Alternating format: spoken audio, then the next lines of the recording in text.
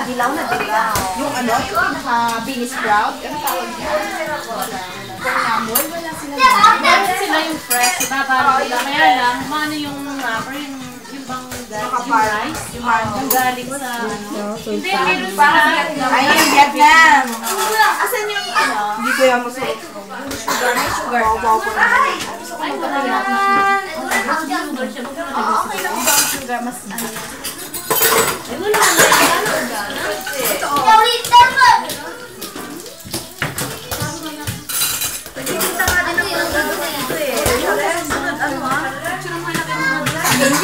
Paano ba picture lang? Punta ako sa inyo. Kuha lang. Sample sample. Si Ate Marvin. Ate Evelyn, wala. Ate Marvin, magaling na daw yan sa input. Ang dami ng embutido kasi marami siya. Hindi meron ka na, di ba? Dala ka sa Wednesday. Marunong ako gumawa ng ganisa. Gusto mo ng ganisa. What are you doing? Sige, gawa ako muna. Suka. Try ko muna. May video pala siya. Okay. Sige, ata, pag ano natin yung business. Magawa ka ng scandal, ah. Gawa na tayo ng restaurant dito. Ano na tayo dyan? Wow, sarap. Suka ka rin, baka maano dito. Ito yung master.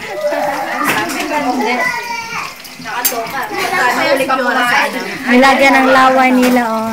Oh, may laway yan. Ginaganong ko nga yan eh.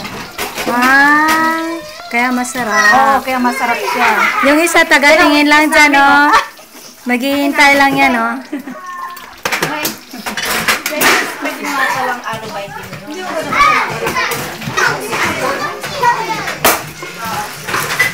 Masarap ba yung bayan?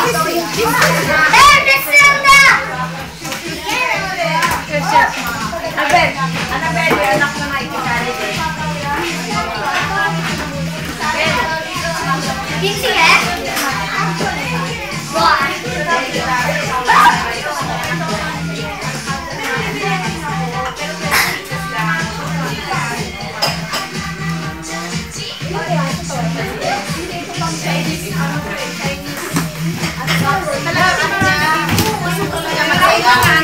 Natatawa ang anak mo sa 20 pieces lang naman yun. Ito 50. Pagkano?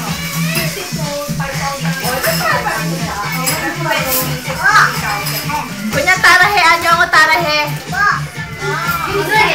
Dati marami sila. Ngayon wala. Kasi Diyo ka tarahe.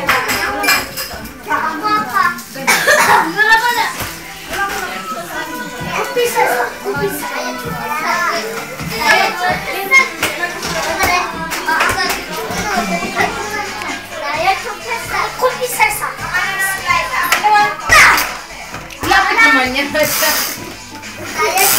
Lapit naman masyado. Grabe naman. Grabe naman dito yan. Yung... Karen, nagkriman yung cellphone mo niya. Lahat sinimidyo. Lapit naman.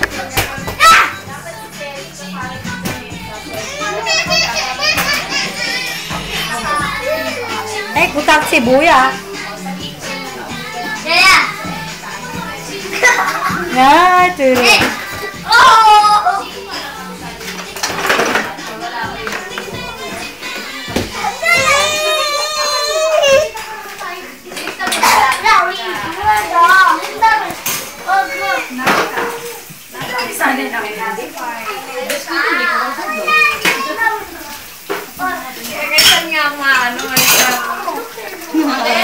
Ano ba yan?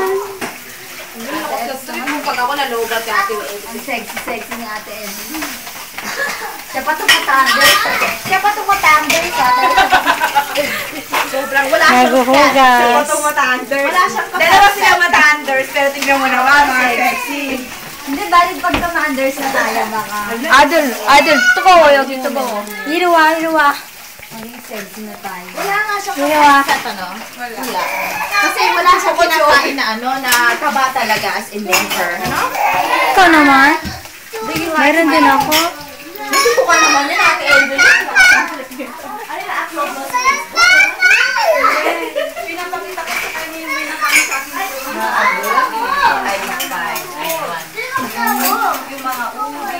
Kayo yan.